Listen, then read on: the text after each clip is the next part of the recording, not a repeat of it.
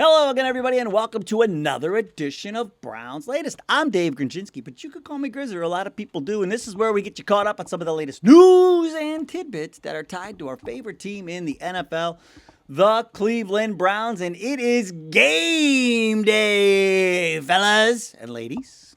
This is the game day edition, and I'd like to thank all of you who have liked our previous episodes, who have subscribed to the channel and gotten your comments down there in the viewer comment section. Thank you so much. And I'll tell you what, we're going into the frosty city of Chicago today. It's not the windy city because it's going to be super cold there today. It is the frosty city, what we're calling it. We're going to beat the Bears. And the way we're going to do it, though, one of the keys to beating the Bears is keeping the Bears from doing something that they want to do right out of the gate. Also, two of the things to watch for today, Shedeur Sanders' legs. Our bold predictions include a big game from one of our rookies on offense. And in the viewer comments, we have more questions than answers.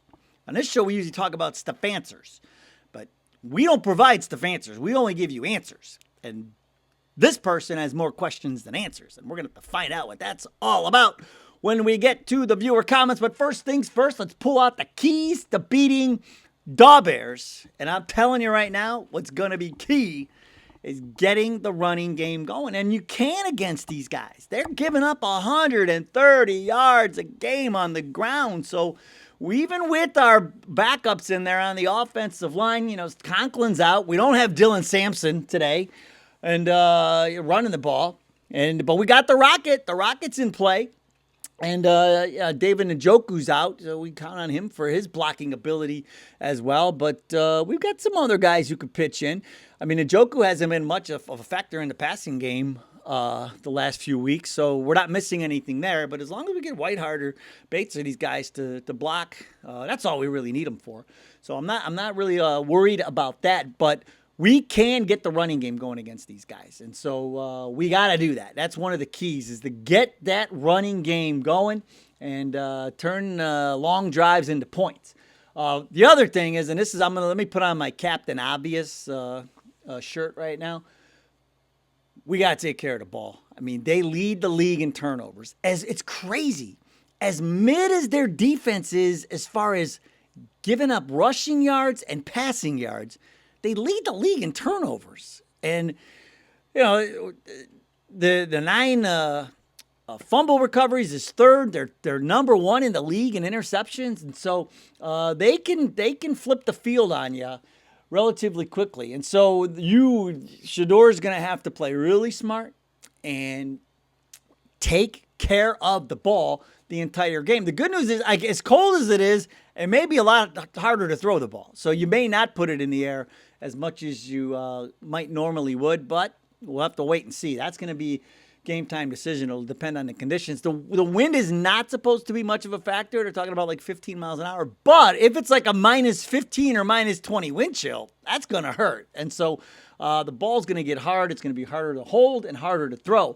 But what I think is key for the Browns today is, I think we got to get Shedeur out on the edge. Make it look like that Dylan Gabriel offense when we had to roll him out all the time so he could see past everybody and try to throw down the field, which he never did. But roll Shedeur out to take a little bit of the pressure off of the offensive line, but then also run away from the rushers, but then give him the option of pulling it and running it himself. If he rolls out there and there's nothing there, just take what they're giving you. Whether it's 3 yards, 4 yards, 5 yards, whatever it is. Just roll it out there and run if you have to. If it's not there right away, just run with it. Hold on to it. And then that could open things up for us in the second half. So I'm really, really hoping that we see that. I think that's going to be a big part of the game today. I think it's key that we do that. Also, the Bears want to start fast. We can't let that happen. You heard Coach Ben Johnson talk about that last week against Green Bay. They had a really slow start. I think they only had like 75 yards, in the first half or something. It was bad. And they really want to get off to a fast start. And you look at us back at the Tennessee game, we give up that big kickoff return right out of the gate. And, and then that was the first touchdown they had scored on their first possession all season long. Like, we cannot let that happen. You cannot fall behind against the Bears because the way they ball hawk, if you get down 10, 14 points and you have to start throwing the ball, you're not doing yourself a favor at all. And so we are really going to have to keep the Bears. We got to keep them out of the end zone early. We got to stay right with them. No fast starts for the Bears. That's exactly what they want. It is critical for us not to let that happen. We cannot be playing from behind. What to watch for?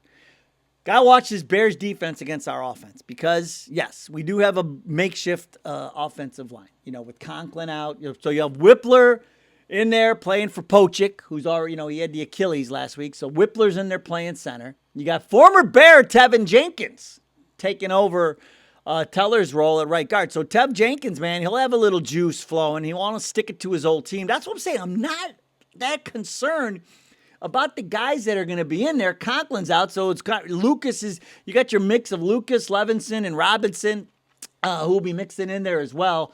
Batonio, I mean, he was questionable going in, but fully expect him to play. He's been kind of like that every week. But these guys are all playing for jobs for next year. So it's not like, it's still an upgrade from what Shedeur had back in training camp with the 4s and the 5s. So that's why I'm not that concerned about the offensive line. These guys are all playing for something. They're all going to play hard. I'm not that worried about it. And so, Conklin never plays. So what difference does that make? It's just not that big a concern for me. So I think the Browns offense, what to watch for is how the Browns offense and the offensive line handles this Bears front line, because I think there's going to be a lot of people who are surprised, and I'm going to be the guy that says, I told you so. I wasn't worried at all. So that's where I'm at on that. But then, you also got the Browns defense going up against the Bears run game. And we got gashed last week, remember? And so the Bears like to run the ball. And we typically don't give up much more than 95, 96 yards a game. But we got gashed last week, and that was the loss of Malik Collins that contributed to that. And so now that we know what the problem is, we had the whole week to try to fill that void that it was left by the Malik Collins injury. And so I expect the run defense to be a lot better today, but watch for it. Watch to see what they do to try and shore up that side of the line where Malik was wreaking havoc. He was having a Pro Bowl year, folks. So that is a major loss for us the rest of the year. But now that we got a game under our belt without him, we should be better prepared for what the Bears throw at us today. They got 2 good running backs. DeAndre Swift is a good running back, and Monangai was a good running back too, the rookie from Rutgers. So, they got a couple of good ones that they're going to throw at us, but we've got to slow them down. The other thing is this. We can throw on the Bears. If they can throw, if the weather doesn't keep you from throwing, which I don't honestly think it's going to affect the throwing as much as people want to think, they give up 224 a game. 203 the last 3, so they've gotten a little bit better the last few weeks. But, Tillman's questionable going into this game. I mean, if he doesn't play, it doesn't matter. I think no matter what, I think you got to get Bond going. I think it's time to start developing that chemistry between Shedeur and Isaiah Bond, like what you've seen with over the last couple of weeks with Harold Fannin Jr. So, with Shedeur and Fannin are doing, I think we got to start getting that going forward with Shedeur and Bond. So whether it's these quick, screens or these jet sweeps with him, we got to use his speed, especially in the cold, especially if you're not going to be able to throw the ball down the field too much because of the weather. You got to get the ball in his hands. And so watch for that. Let's watch to see how we can get the ball in Isaiah Bond's hands. Now, brings us to bold predictions. Bold prediction number 1. Myles Garrett's getting 2 sacks today. They are on a mission to get Myles that record. And I think Myles, he may even set it today, but he will get to Caleb Williams. Because Caleb Williams, likes to move around back there. He'll run it. He'll run with it a little bit too. So he's not afraid to pull it and start to run. But that Browns pass rush, we're going to get to him. We'll get to him, and I think Myles is getting to him at least twice. Here's what I teased at the top. I think Quinshon Judkins goes over 100 yards today. I think he's going to have himself a big day because you can run on this Bears defense. You really can. And so, like I said, you have motivated offensive linemen in front of you. This is still such an upgrade for Shedeur from what he had in preseason games, and throughout training camp. He's running with the fours and the fives and guys that aren't even on his team anymore. And so I fully expect the offensive line to answer the bell and Quinshon Judkins to go over 100 yards rushing today. I will also tell you this. Shedeur Sanders does not throw an interception. And that's because you have seen just how much he improves week to week. And I know he wants that one back from last week against Tennessee. And you know he's not going to do something like that anymore. And so he took great care of the ball last week, except for that one. He took a shot too. I mean, it wasn't like, it was one of those things. So, everybody, every quarterback throws interceptions. I mean, it's part of the game. But I am telling you, Shedeur Sanders will not throw an interception today. That is how quickly he keeps improving week to week. Despite the weather, Shedeur's going to throw for over 200 yards today. I'm not going to sit here and say he's going for over 300. Last week, I felt that. Last week, I knew the breakout game was coming because that Tennessee pass defense was terrible. This week, this pass defense, yes, they can get you in interceptions, but they give up yards. And so I think the yards are coming through those run after catches. It's going to be a lot of those quick passes. The quick hitters, like the one you saw to Jerry Jeudy last week. You hit him in stride within 10 yards and let him run. Same with Isaiah Bond. And let him go, fan in two. So I think Shedeur will get his yards, definitely. And he's going over 200 today. But like I said, I hope he does. I hope it's 300. I hope it's 400. But I don't expect that.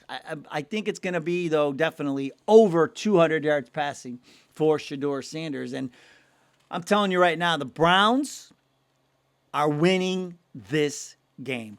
This is going to be a low-scoring, clock management type game, and we are going to win this game on the foot of Andre Schmidt, 16-13 in the Frosty City of Chicago. That's the way I see this game going. We're going to try and run the clock. You got two teams that want to run the ball, and the weather is going to force both teams to lean that way. And this is going to be a 16-13 Browns win on the foot of Andre Holy Schmidt. How is that for a bold prediction? Now, not a bold prediction. The viewer comments will be good, because they're good every day. I mean, that's not really a bold prediction, Dave, because the viewer comments are always good. And we'll start today with Angelo Loria, 7781, who says, I hope Shedeur balls out. I still want Mendoza. Unfortunately, both can't happen. Well, Angelo, it's not going to happen because we have our franchise quarterback. Shedeur Sanders is our franchise quarterback. We will not be getting Mendoza from Indiana. We will not be drafting him. So, but I hope, I like the first part. Shedeur is going to ball out. Informed and Blessed, 520 says, be prepared for the goalpost to be moved if Cleveland upsets the Bears. Nah, I don't think so. I think we want the Browns to keep winning because now we have made and look at Denzel Ward not playing today. Like there's a really good chance he's not with us next year. Just start wrapping your head around that too. They could end up trading him too. So, or just parting ways with, I'm telling you, this is a look at the future already. We're already making that shift, with these guys on the offensive line, and some of these guys that are out, like Conklin will be gone next year. A lot of these guys that are out will be gone next year. I mean, not Sampson, but Njoku, they're all going to be gone. So this is a look into the future. And so if they could play very competitive football, win some of these games, it's all about looking forward. Now, it just stinks that we wasted this season. If we'd have just played Shedeur from the beginning I mean, at this point, I would even, like, you didn't even need the Flacco thing. Like, why wouldn't we have just played Shedeur? We'd be a playoff team. We would be a playoff team. That's the most frustrating thing about this. But here's where we're at now. Now it's about building some momentum and establishing some guys going forward and into next year. Now, Steven Stone, 17, says, the Bears are the Browns with better coaching. And I thought that was a great take when you stop and look at it. They both have two. I mean, we'll call Caleb Williams an up-and-coming still quarterback, but I mean, he's getting better as the games go along. But a number 1 overall pick with Shedeur, and Shedeur is supposed to be the number 2 overall pick in last year's draft.